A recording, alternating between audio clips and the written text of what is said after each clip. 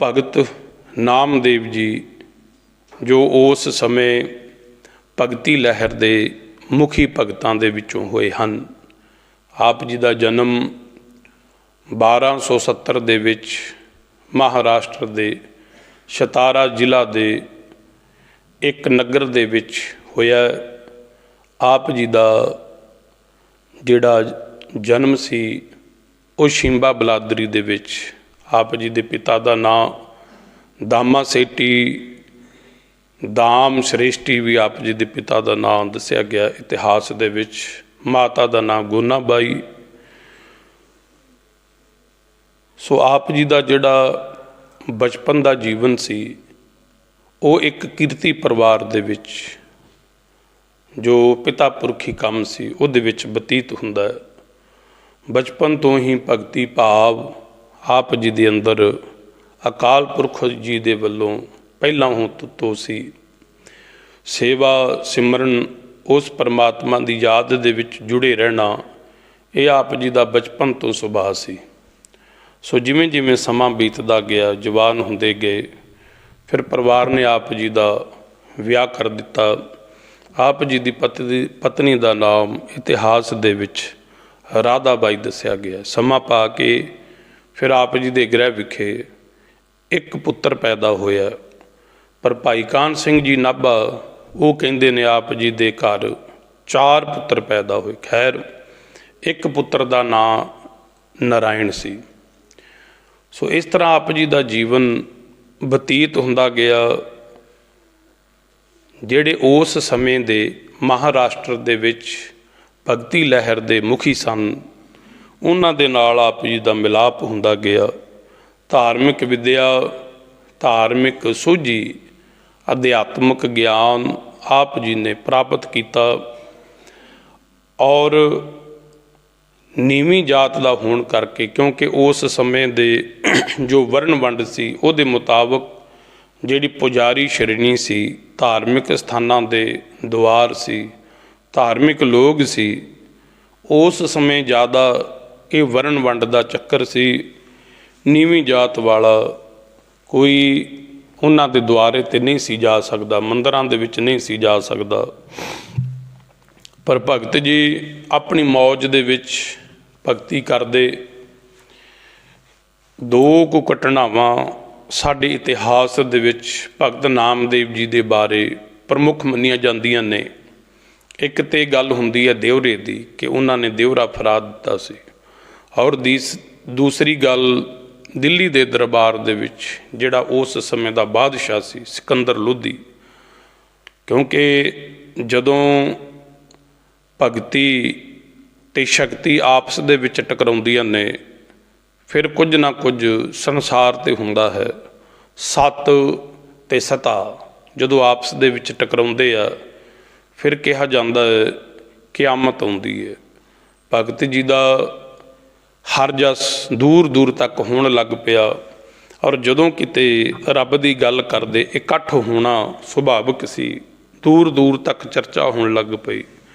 पर जिहड़ी सता है सता सच तो डरदी है क्योंकि उन्होंने पता हुंदा है जिहड़ी राजनीति है सता है सरकार है ये किते ना किते झूठ दे उत्ते खड़ी हुंदी है। इहदी न्यों सत तो परे हुंदी है असत हुंदी है। क्योंकि सत ते सच है जिहड़े सत दे बानी हुंदे ने सच ते पहरा देण वाले हुंदे ने वो फिर सता दे नाल टकराउंदे ने। इस तरह दूजी गाथा भगत नामदेव जी की मंदिर फिराउण दी है। हो सकता है अज दे समय दे विच कोई मन्ने या ना मन्ने कि इदां किवें हो सकदा है। पर धन साहिब श्री गुरु नानक देव महाराज जी ने जदों यात्रावां शुरू कीतियां भगत नामदेव जी की बाणी नूं इकत्तर किया और गुरु ग्रंथ साहिब महाराज जी दे विच आप जी की बाणी नूं जगह मिली। 18 रागां दे विच भगत जी दे 61 शब्द ने गुरु ग्रंथ साहिब महाराज जी दे विच और आप जी की होर बाणी क्योंकि कई भाषावां दे ज्ञाता सी मराठी भाषा हिंदी ब्रिज लहिंदी पंजाबी चढ़दी पंजाबी कई भाषाओं दे विच आप जी दे मंत्र ने, शब्द ने। महाराष्ट्र दे विच आप जी का बहुत सन्मान है। होर कई आप जी दे ग्रंथ ने, पर गुरमत दे विच गुरु ग्रंथ साहिब महाराज जी दे विच 61 पद ने, क्योंकि आप जी की विचारधारा अकाल पुरख दे हुक्म दे विच गुरु नानक देव महाराज जी दे नाल रलदी सी, गुरमत दे नाल मेल खांदी सी।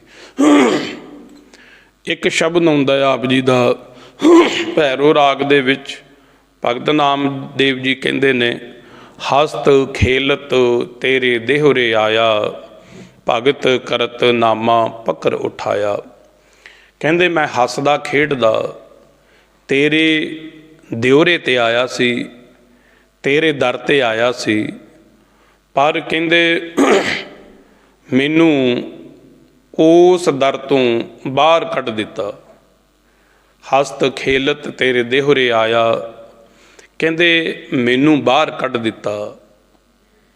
क्यों बाहर कढ़िया गया? हिंडड़ी जात मेरी जात मराया, छीपे के जन्म काहे को आया। रोस कीता, रब नूं रोस कीता, क्योंकि मौज दे विच सी। मौज आई ते नमस्कार करन चले गए, मत्था टेकन चले गए।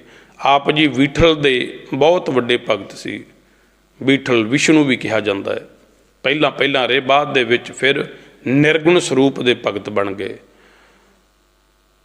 हिंडड़ी जात मेरी जात मराया, छीपे के जन्म काहे को आया। रब नूं मिहणा मारिया, ताना मारिया प्यार दे विच।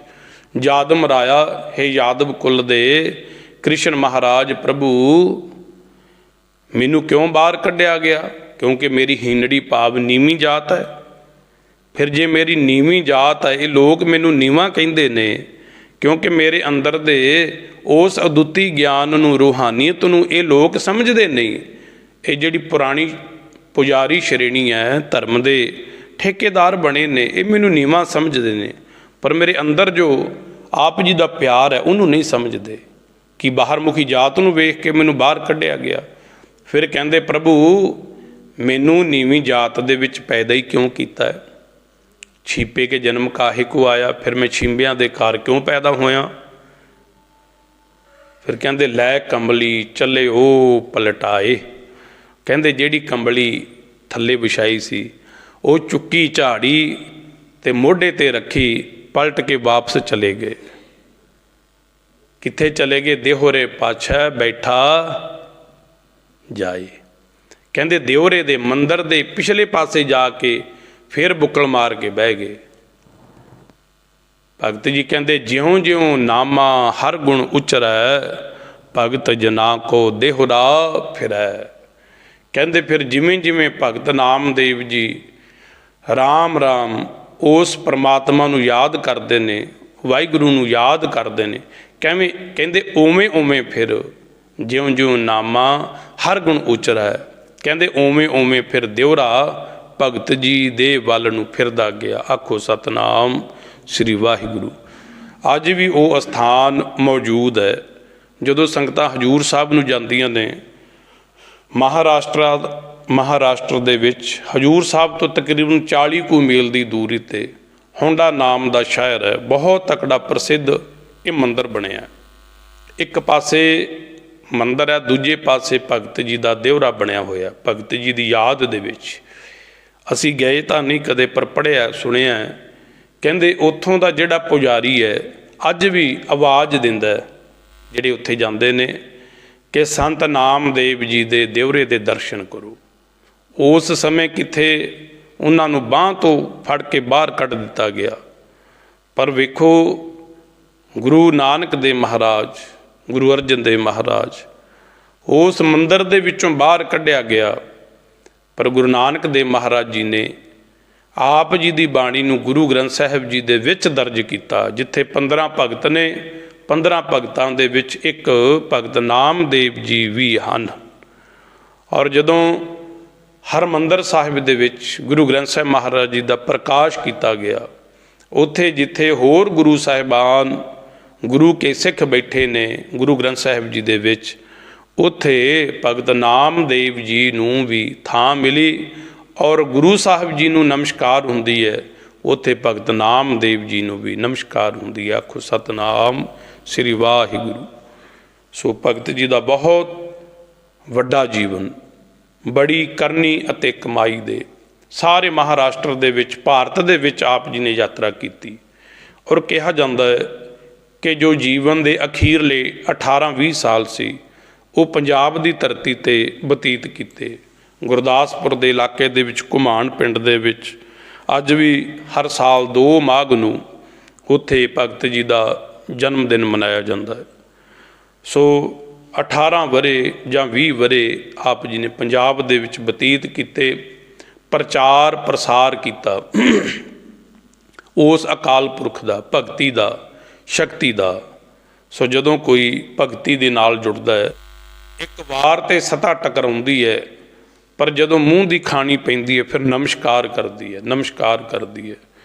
ਭਗਤ ਜੀ ਦਾ ਜਿਹੜਾ ਸੰਸਾਰੀ ਜੀਵਨ ਸੀ ਉਹ ਤਕਰੀਬਨ 80 ਕੁ ਸਾਲ ਦੀ ਉਮਰ ਸੀ। 1270 ਦੇ ਵਿੱਚ ਜਨਮ ਹੁੰਦਾ ਔਰ 1350 ਦੇ ਵਿੱਚ ਆਪ ਜੀ ਚਲਾਣਾ ਕਰ ਜਾਂਦੇ ਨੇ, ਉਸ ਅਕਾਲ ਪੁਰਖ ਦੇ ਚਰਨਾਂ 'ਚ ਜਾ ਬਿਰਾਜਦੇ ਨੇ। ਸੋ ਭਗਤ ਜੀ ਦਾ ਅੱਜ ਭਗਤ ਨਾਮਦੇਵ ਜੀ ਦਾ ਜਨਮ ਦਿਹਾੜਾ ਹੈ। ਫਿਰ ਦੁਬਾਰਾ ਤੋਂ ਭਾਈ ਆਪ ਸਾਰੀਆਂ ਹੀ ਸੰਗਤਾਂ ਨੂੰ ਭਗਤ ਜੀ ਦੇ ਜਨਮ ਦਿਹਾੜੇ ਦੀਆਂ ਬਹੁਤ ਬਹੁਤ ਵਧਾਈਆਂ। ਸੱਚੇ ਪਾਤਸ਼ਾਹ ਮਿਹਰ ਕਰਨ ਸਾਡੇ ਜੀਵਨ ਦੇ ਵਿੱਚ ਵੀ ਉਹਨਾਂ ਦੀ ਜੋ ਬਾਣੀ ਹੈ, ਜੋ ਉਹਨਾਂ ਦਾ ਉਪਦੇਸ਼ ਹੈ, ਉਹ ਘਰ ਕਰੇ, ਉਹਦੇ 'ਤੇ ਅਸੀਂ ਚੱਲ ਸਕੀਏ। ਕਿਉਂਕਿ ਗੁਰੂ ਨਾਨਕ ਦੇਵ ਮਹਾਰਾਜ ਜੀ ਨੇ ਉਹੀ ਬਾਣੀ ਗੁਰੂ ਗ੍ਰੰਥ ਸਾਹਿਬ ਜੀ ਦੇ ਵਿੱਚ ਦਰਜ ਕੀਤੀ ਸੀ ਜੋ ਗੁਰਮਤ ਦੇ ਨਾਲ ਮੇਲ ਖਾਂਦੀ ਸੀ। ਕਿਉਂਕਿ ਅਨੇਕਤਾ ਵਿੱਚ ਗੁਰਮਤ ਦਾ ਵਿਸ਼ਵਾਸ ਨਹੀਂ। ਗੁਰਮਤ ਇੱਕ ਅਕਾਲ ਪੁਰਖ 'ਤੇ ਵਿਸ਼ਵਾਸ ਕਰਦੀ ਹੈ, ਕਿਉਂਕਿ ਅਕਾਲ ਪੁਰਖ ਵਾਹਿਗੁਰੂ ਪਰਮਾਤਮਾ ਇੱਕ ਹੈ। ਇਸ ਕਰਕੇ ਜਿਹੜਾ ਇੱਕ ਦੀ ਗੱਲ ਕਰਦਾ ਗੁਰੂ ਨਾਨਕ ਦੇਵ ਮਹਾਰਾਜ ਉਹਨੂੰ ਆਪਣੇ ਵਿੱਚ ਰਲਾਉਂਦੇ ਸੀ। ਇਸ ਕਰਕੇ ਭਗਤ ਨਾਮਦੇਵ ਜੀ ਦਾ ਵੀ ਜਿੱਥੇ ਗੁਰੂ ਨਾਨਕ ਦੇਵ ਮਹਾਰਾਜ ਜੀ ਨੂੰ ਨਮਸਕਾਰ ਕਰਦੇ ਆ, ਉਹਨਾਂ ਨੂੰ ਵੀ ਨਮਸਕਾਰ ਹੁੰਦੀ ਹੈ। ਸੋ ਹੋਈਆਂ ਬੇਅੰਤ ਭੁੱਲਾਂ ਦੀ ਖਿਮਾ ਗੁਰੂ ਕੀ ਸੰਗਤ, ਸਤਿਗੁਰੂ ਜੀ ਬਖਸ਼ਣ ਯੋਗ ਹਨ।